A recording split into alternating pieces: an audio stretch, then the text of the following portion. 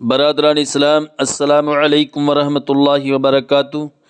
الحمد للہ الذی ابدأ الافلاک والارضین والصلاة والسلام علی من کان نبیا وآدم بین الماء والطین وعلی آلہ واصحابہ اجمعین، اما بعد فاعوذ باللہ من الشیطان الرجیم، بسم اللہ الرحمن الرحیم۔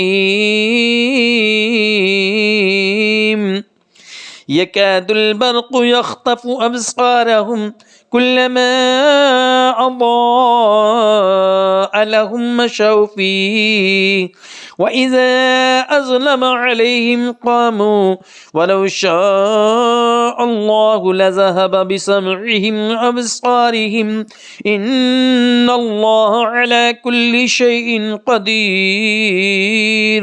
صدق الله العظيم وصدق رسوله النبي الأمين الكريم، ونحن ولا ذلك لمن الشاهدين والشاكرين والحمد لله رب العالمين۔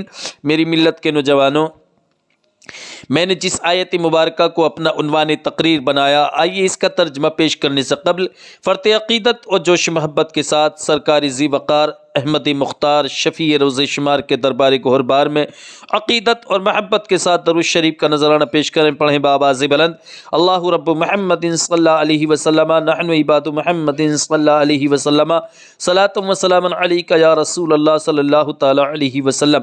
میری ملت کے نوجوانوں، ہماری تفسیر قرآن کا سلسلہ چل رہا ہے اور میرا یقین ہے کہ آپ حضرات سن رہے ہیں، اور میں آپ سے گزارش کرتا ہوں، ریکویسٹ کرتا ہوں کہ آپ سنتے رہیے اور اپنے دوست و احباب کو بھی اس سے جوڑتے رہیے۔ ہم سب مل کے آخرت کے لیے نیکیاں اکٹھا کریں، آخرت کا توشہ اکٹھا کریں۔ تو آج جس آیت مبارکہ کو میں نے تلاوت کرنے کا شرف حاصل کیا ہے، اس آیت میں بھی پروردگار عالم اسی قوم اور انہی منافقین کے حق میں بیان فرما رہا ہے۔ اللہ عز و جل کا ارشاد گرامی ہے: یکاد البرق یخطف ابصارہم۔ اس آیت کا ترجمہ امام عشق و محبت فاضل بریلوی علیہ الرحمت و رضوان اس طرح فرماتے ہیں: یکاد البرق یخطف ابصارہم، بجلی یوں معلوم ہوتی ہے کہ ان کی نگاہیں اچک لے جائے گی۔ کلما اضاء لهم مشوا فیہ، جب کبھی چمک ہوئی اس میں چلنے لگے۔ وَإِذَا أَظْلَمَ عَلَيْهِمْ قَامُوا، اور جب اندھیرا ہوا کھڑے رہ گئے۔ وَلَوْ شَاءَ اللَّهُ لَذَهَبَ بِسَمْعِهِمْ وَأَبْصَارِهِمْ، اور اللہ چاہتا تو ان کے کان اور آنکھیں لے جاتا۔ ان اللہ علی کل شیء قدیر، بے شک اللہ سب کچھ کر سکتا ہے۔ میری ملت کے نوجوانوں، یہ اس آیت مقدسہ کا ترجمہ ہے۔ اب اس کی لفظی تشریح آپ سننے کے لیے تیار ہو جائیے۔ یکاد البرق یخطف ابصارہم، اس میں جو یکادو آیا ہے، یہ کادا یکادو کودن، اس کے لغوی معنی ہے، ڈکشنری میننگ ہے قریب ہونا، اور البرق اس کی تشریح لفظی معنی پہلے گزر چکے ہیں۔ البرق کے معنی بجلی اور چمک کے ہیں، اور ایک لفظ آیا ہے یخطفو۔ یخطفو کے معنی ہے خطیفہ، یخطفو خطفن کے معنی ایک تو ہے اچک لینے کے، اغوا کرنے کے، غصب کرنے کے، یعنی اچکنا، اغوا کرنا اور غصب کرنا، خطیفہ یخطفو خطفن کے معنی۔ اور ابصارہم، ابصار یہ بصر ان کی جمع ہے، اور بصر ان کے معنی ہے آنکھ، روشنی۔ بصر ان کے معنی آنکھ، روشنی۔ اور آگے اس آیت مقدسہ کا اگلا حصہ ہے کلما اضاء لهم مشوا فیہ۔ کلما کے معنی ہے جب کبھی، اور اضاء یہ روشنی کے معنی میں ہے، ضیاء کے معنی میں ہے، اور لام حرف جار ہے، اور ہم ضمیر انہی قوم کی طرف لوٹ رہی ہے۔ مشوا فیہ، مشا یمشی مشین، اس کے معنی آتے ہیں آہستہ آہستہ چلنا، دوڑ کے نہیں، بھاگ کے نہیں، بلکہ آہستہ آہستہ چلنے کے معنی میں مشا یمشی مشین کے آتے ہیں۔ اور فی کے معنی میں، اور ہی ضمیر اسی کی طرف لوٹ رہی ہے۔ وَإِذَا أَظْلَمَ عَلَيْهِمْ قَامُوا، آیت مقدسہ کا جو یہ حصہ ہے، اس کے اندر واو آیا ہے جس کے معنی اور ہیں، اور اذا، اس کے معنی جب کے، اور ازلمہ اندھیرے کے معنی میں ہے، اور علیہم علی معنی پر، اور ہم ضمیر اسی قوم کی طرف لوٹ رہی ہے، اور قامو لفظ آیا ہے قاما یقومو قیامن، اس کے معنی آتے ہیں لغوی معنی کھڑا ہونے کے۔ وَلَوْ شَاءَ اللَّهُ لَذَهَبَ بِسَمْعِهِمْ وَأَبْصَارِهِمْ، واو کے معنی اور لو کے معنی اگر، اور اس میں ایک لفظ آیا ہے شاء، شاء ان کے معنی آتے ہیں چاہنے کے۔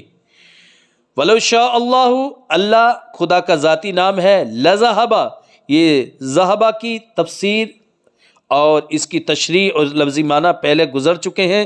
اس کے معنی آتے ہیں یہاں پہ لے جانے کے، جب ذہبہ کے بعد بے آتا ہے تو لے جانے کے معنی ہو جاتے ہیں، اور ذہبہ کے بعد بے نہیں ہوتا تو جانے کے معنی ہوتے ہیں۔ تو یہاں پہ اس کے بعد میں بے آ رہا ہے تو یہاں پہ معنی لگیں گے لے جانے کے۔ سمعہم، سمعہم وہی سماعت یعنی یہاں مراد ہیں کان، و ابصارہم، اور ابصار یہاں مراد ہیں آنکھیں، کہ ولو شاء اللہ، اور اگر اللہ چاہتا، اور اگر اللہ چاہے، لذہب بسمعہم وابصارہم، تو ان کے کان اور ان کی آنکھیں لے جاتا، یعنی ان کی قوت سماعت اور قوت بصارت کو سلب کر لیتا پروردگار عالم۔ ان اللہ علی کل شیء قدیر، ان حرف مشبہ بالفعل ہے جس کے معنی ہے تحقیق، بے شک، یقیناً۔ اللہ خدا کا ذاتی نام ہے، علی کے معنی پر، اور کل معنی ہر ایک، شیء معنی چیز، قدیر معنی قادر۔ تو یہ اس کی لفظی تشریح اور لفظی معنی اور اس کی وضاحت ہوئی۔ اب میں اس کی تفسیر کی طرف آپ کو لے کر کے چلتا ہوں، اس کو سننے کے لیے آپ حضرات تیار ہو جائیے۔ پروردگار عالم نے جو اس آیت مقدسہ کے اندر بیان فرمایا یکاد البرق یخطف ابصارہم کلما اضاء لہم مشوا فیہ، تو اس آیت میں منافقین کے حال کو اور زیادہ واضح فرمایا کہ جس طرح بارش میں بجلی کی چمک سے آنکھیں چندیاتی اور بند ہو جاتی ہیں، بجلی کی جو چمک ہوتی ہے تو اس سے آنکھیں چندیاتی ہیں اور بند ہو جاتی ہیں، اور اس کی روشنی سے مسافر کچھ چلنے لگتا ہے، اور جب روشنی ہوتی ہے تو مسافر کچھ چلنے لگتا ہے، اور اندھیرا ہونے پر ٹھہر جاتا ہے، اور جب اندھیرا ہو جاتا ہے تو وہ ٹھہر جاتا ہے۔ اس حال میں وہ حیران ہوتا ہے، اور اس حال میں وہ اتنا تنگ اور پریشان ہو جاتا ہے کہ کبھی اس کو چلنا پڑتا ہے اور کبھی اس کو ٹھہرنا پڑ جاتا ہے، جب اندھیرا ہو جاتا ہے تو ٹھہرنا پڑ جاتا ہے، اور جب کچھ چمک ہوتی ہے تو اس کو چلنا پڑتا ہے۔ تو وہ اتنا پریشان ہو جاتا ہے کہ اس کی پریشانی کا عالم مت پوچھو۔ کیا وہ یہ سوچتا ہے کہ پیچھے لوٹوں یا آگے جاؤں، پیچھے لوٹوں یا آگے جاؤں؟ نہ وہ پیچھے لوٹ سکتا ہے نہ وہ آگے جا سکتا ہے، منزل مقصود کو بھی نہیں پہنچ سکتا، نہ منزل مقصود تک پہنچ سکتا ہے اور نہ لوٹ سکتا ہے، نہ پیچھے واپس ہو سکتا ہے۔ اسی طرح یہ ایک کہاوت بیان فرمائی ہے پروردگار عالم نے کہ وہ لوگ جو جنگل میں سفر کر رہے ہیں اندھیری رات میں، اچانک بادل آ جائے اور بادل کے ساتھ ساتھ میں خطرناک طوفان والی بارش بھی آ جائے، اور بارش کے ساتھ ساتھ میں کڑک رعد اور بجلی کی چمک یہ بھی ہو جائے، تو جب کڑک اور رعد ہوتی ہے تو وہ ٹھہر جاتے ہیں، ڈر جاتے ہیں کڑک سے، بجلی کی کڑک سے، اور جب تھوڑی سی چمک ہوتی ہے تو وہ چلنے لگتے ہیں، یعنی اسی کشمکش میں ہیں۔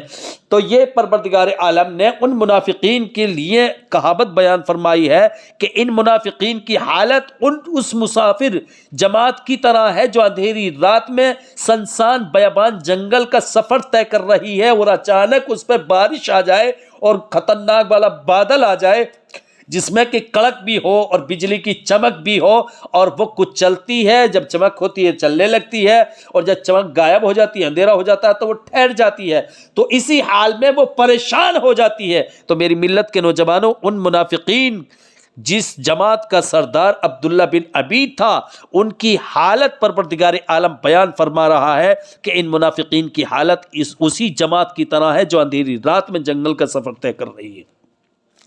پروردگار عالم ارشاد فرما رہا ہے کہ اسی طرح یہ منافقین